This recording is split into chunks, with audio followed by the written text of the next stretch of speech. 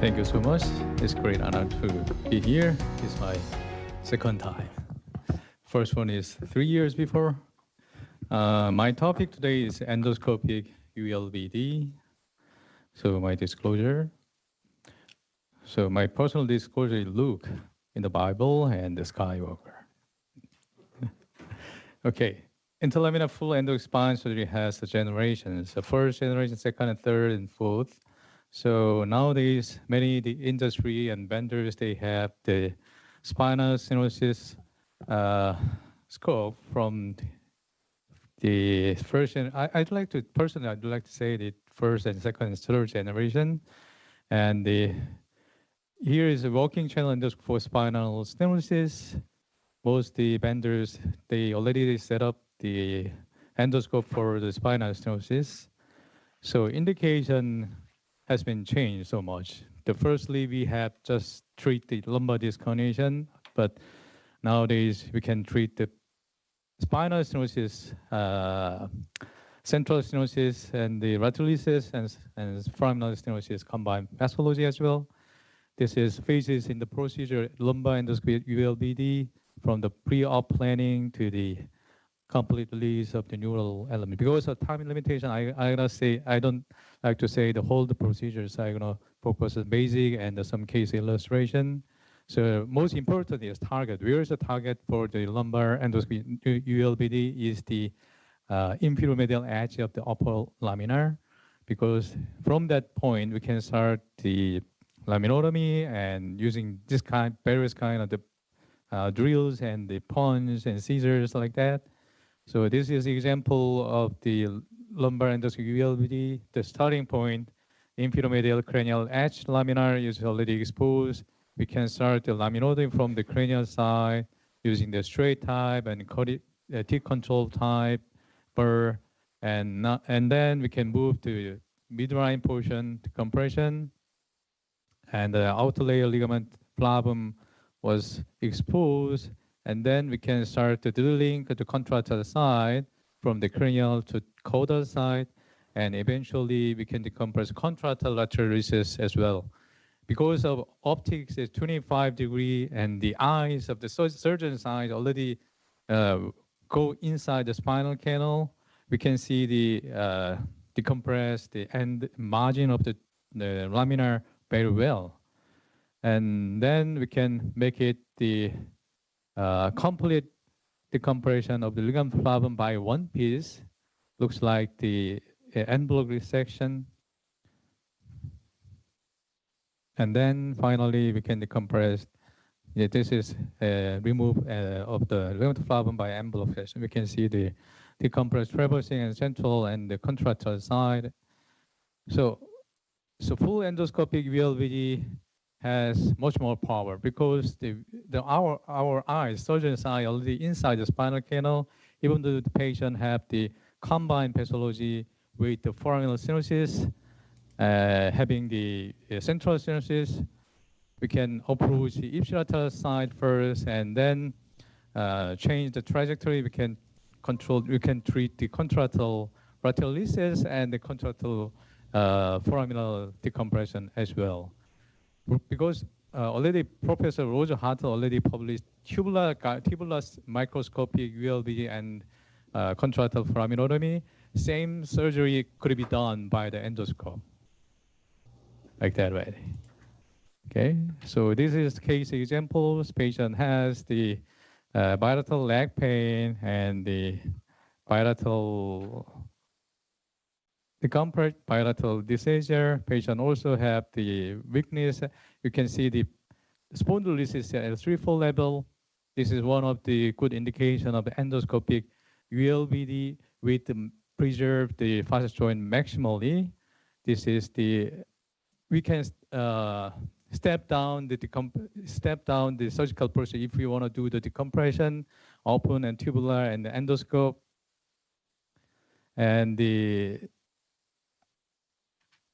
this is surgical video. Initially, we dug the tube over the laminar and expose the cranial laminar first.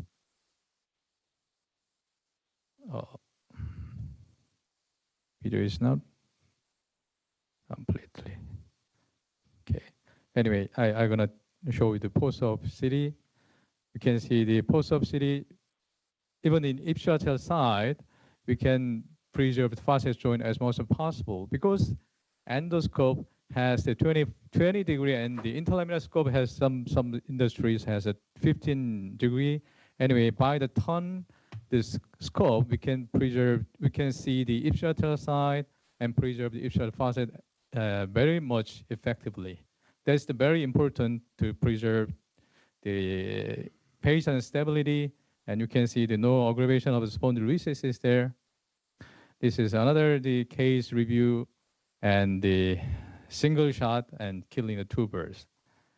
You can see the patient X-ray degenerative spondylosis patient has the bilateral leg pain and weakness.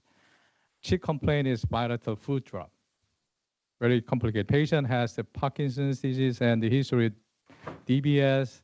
You can also see in the MRI has shown the bilateral down myelitic disc herniation like this way, and patient has underlying the moderate spinal stenosis. Patient has the Parkinson's disease. So clinical and radiologic diagnosis like that, the L4-5 bilateral subarticular down myelitic disc herniation, moderate spinal stenosis, and foot drop. So surgical option, most surgeons agree to the TLIP surgery, right?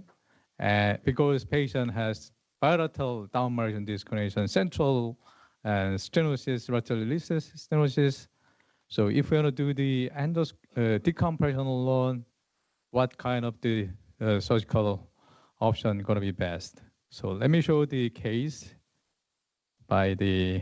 treated by the endoscope. This is surgical plan. There's two kinds of the problem. Central stenosis, actually three kinds. Central stenosis, okay, and bilateral myelitic disc herniation. Yeah. So let's see. So I did the lumbar endoscopic ULBD with discectomy. So prone position, general anesthesia, and left side approach. The first thing we have to do is the ideal planning and desired trajectory. Draw the line along the midline and medial pedicle and the end plate on lateral CM image. And then we can start the drilling from the ipsilateral cranial side and then move to the caudal side. And once the ipsilateral bone work is finished, we can move to the contralateral side and try to release the ligament flavum to remove ligament flavum by envelope fashion. This is the figures grasping the ligament flavum by envelope, and then we can see the dural ipsilateral completely decompressing ipsilateral. There is a little bit remnant ligament flavum, and then using the small drill, we can decompress. This is the video to removing the ipsilateral disc herniation, disc level. There is the axillar portion because patient has the inferior myelitic disc herniation. By the small scope, we can retrieve the down myelitic disc herniation from ipsilateral side, and then we can move to contralateral side. This is contralateral side. You can also see the contralateral axillar portion. There is a down margin disc herniation. So finally, we removed completely. We release both traversing the nerve root completely. This is how I did. You can see for the contralateral approach, we made this angle, right? Okay. So result is that no blood and outcome was excellent. You can see the patient foot drop improve and the ambulation is very tolerable. 수술하기 이게 잘 안 올라왔는데 지금 많이 올라. 걸음은 좀 좋아졌어요? Okay. So because of time limitation, I'm gonna move to the conclusion. Okay. By the lumbar endoscopy ULBD, we can treat most of the spinal stenosis and combine the disc herniation, even though the combined foraminal stenosis. We can also preserve the patient stability with the less violation of the motion segment. Thank you very much.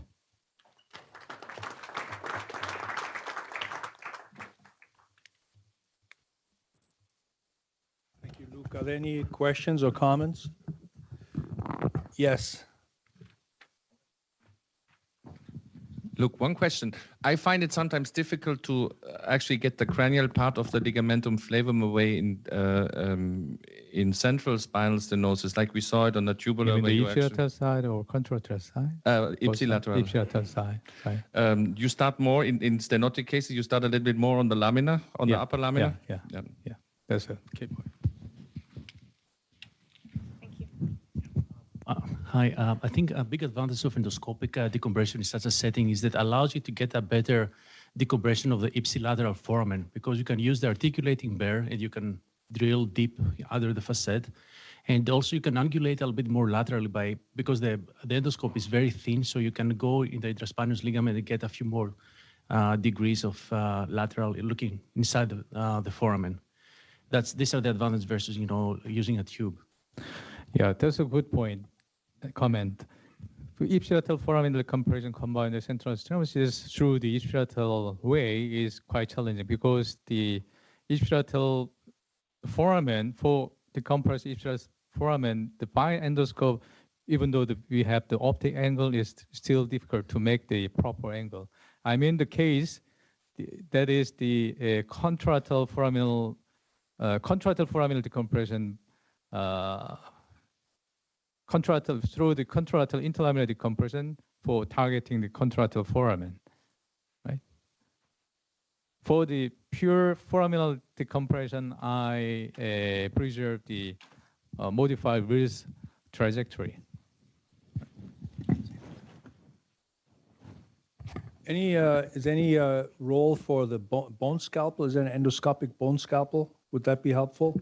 Yeah, very helpful, but commercially, it is not available in the market. Only one company in China is available. They made it very nice, the bone scalpel available inside endoscope, but the other sides, no. Yeah. What about tubular? Anybody use bone scalpels through tubular surgery? Do you find them helpful? We've tried to use them, but they're very, very bulky. It's hard to put them through a tube.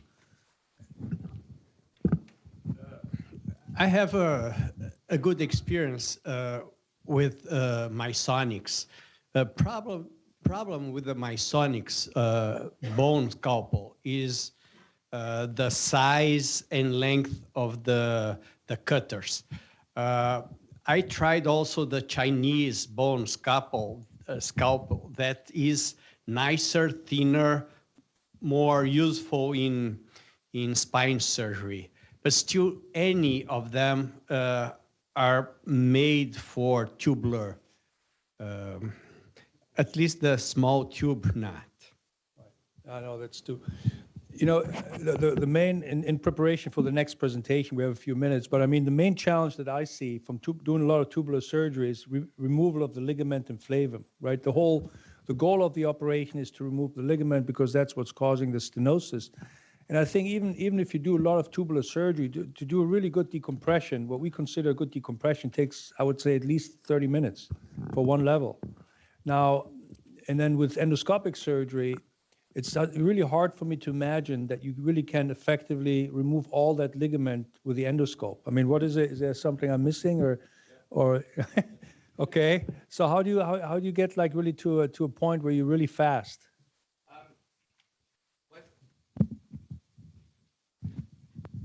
There's a few steps. The first step is that you open up the interlaminar window, that you can actually position the scope on the yellow ligament. This allows you that you have less muscle impingement. And then, because you can actually lever the endoscope, you can use the burr with the side cutting function and open it up. split it in the middle, take it away. I would say a normal stenotic case takes me not more than 45 minutes. So we're getting into a range where it gets actually quite fast. I think two things are different. So I rarely have problems with the caudal attachment of the yellow ligament, where you said in the tubular surgery you have a high risk of damaging the dura. I don't see that, because actually with the irrigation, once you open it up, it pushes it away. I have more problems in the upper part. Because in the decompression surgery, I use the bigger scope, and it's more difficult to get that angulation. So what I do now is I start more on the caudal lamina rather than on the interarticular portion where we saw it. But that's still the issue. I tried to do it with an osteotome through the scope, but it still was not perfect. Perhaps with a good angulated bone drill, you can undermine it. The contralateral side normally is no problem. It's the ipsilateral cranial part. So what they say is from the tip of the SAP to the base of the SAP, that's where we define the lateral recess. That's where you decompress. And now sometimes you just have to take an X-ray before. All right. We got a lot of smart people here. What about, is anything available that kind of melts away the ligamentum flavum? Are there any devices, any technology? Since what we do in the OR is really removal of the ligament, is there anything, I'm sure you've seen this in Laser. Asia. Yeah, I mean, other than, Laser, but who wants to use it? I think what the key is that you go, that you keep the yellow ligament and you go with the dissector and kind of split it from the bone, and then you can take it out in one bite, as you saw it in Lucas' talk. The contralateral side is easy because you actually can stay on the bone and detach it. This is the same, similar to the tubular surgery. All right, great.